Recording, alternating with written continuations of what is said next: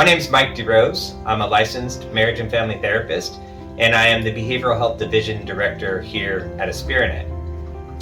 Part of the reason why I came to Aspiranet, why I stay at Aspiranet, is because I love to be able to give back, to be able to be a catalyst of change for children and families, to help them thrive, overcome obstacles that they may be experiencing in their lives. There's a sense of enjoyment with that, a sense of being able to give back. We also are really innovative here at Aspiranet. And what I mean by that is we try and stay on top of changes as it relates to best practices in the field of mental health, behavioral health. At the STRTP, which is the short-term residential therapeutic program in particular, we've adopted some really fantastic evidence-based and promising practices. All of our staff are trained in those modalities, and so you get to experience that, you get to be trained in that. It helps sort of broaden your horizons, deepen your resume, continue your professional development, your personal development, your learning.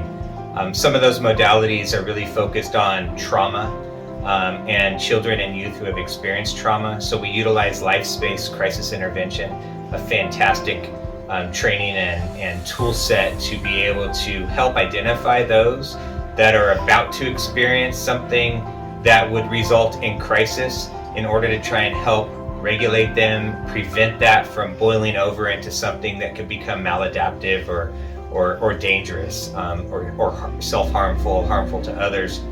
And so it teaches you really the concrete skills in being able to identify that and intervene. And then on the flip side of that, if somebody actually is experiencing a crisis in the moment, it's how do I intervene with that youth and help to regulate and calm them and bring them back down to re-enter whatever that environment is that they were in, whether it's in school, whether it's in their residential program, or what we call their cottages, very home-like setting for these youth that are placed with us and getting treatment the whole time that they're there in order to help them step down to a lower level of care.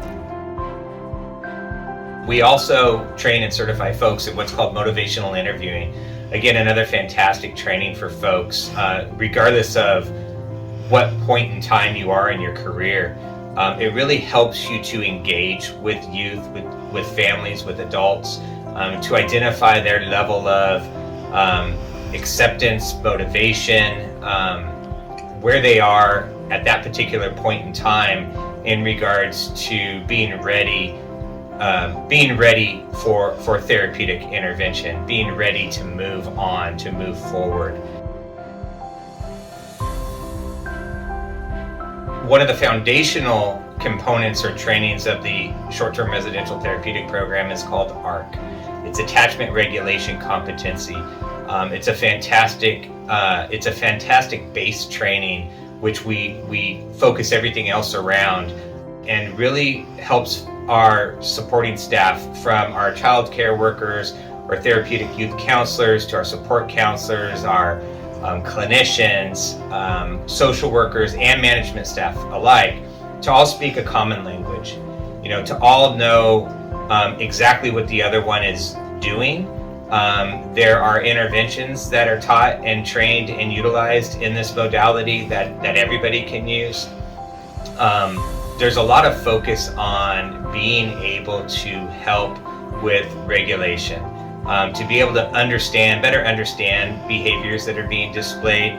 We say it's stages, not ages, right? So really understanding the developmental level of the youth that you're working with, as opposed to just simply their chronological age, and what's going to be the best approach in order to connect with and work with that youth to move them forward.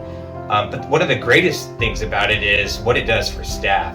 And so it helps staff understand what they may be doing that contributes to a particular interaction, what they may be doing that could be reflective in terms of how somebody's going to react, but then just really getting that self-insight as to whether you're reacting emotionally, personally, or whether you're in the zone of, professionally reacting and keeping your transference or your own biases, aside, and or identifying those and being able to work on those. We provide clinical supervision that we think is pretty state-of-the-art, always on top of changes that are going on and updates with legislation, the Board of Behavioral Sciences, etc. We have really seasoned, licensed folks that are our clinical supervisors here at Aspiranet. They take passion in what it is they do. They're very supportive of our staff and helping them to grow, to learn, to move forward, so that ultimately our clinicians can all become licensed if they're not already licensed. You're part of a multidisciplinary team when you come in to work in this particular program. There are therapeutic youth counselors, there's social workers, there's clinicians. Everyone's working as part of a team on behalf of supporting the client. So you're going to meet regularly. They have these multidisciplinary team meetings that are happening at least once a month per youth that are in the cottages in the program. You also get to participate and potentially facilitate child and family teams, or CFTs as we call it.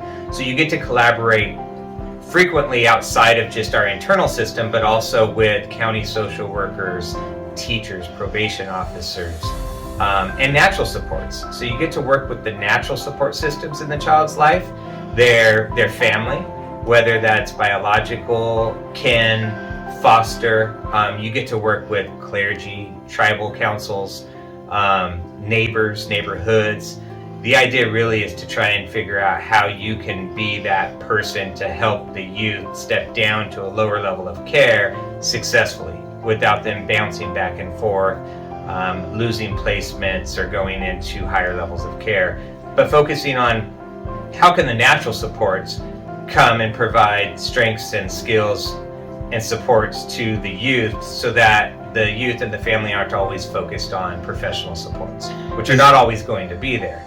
So I really encourage you to apply for our positions, to look at our website for open positions that we have, and come join our team.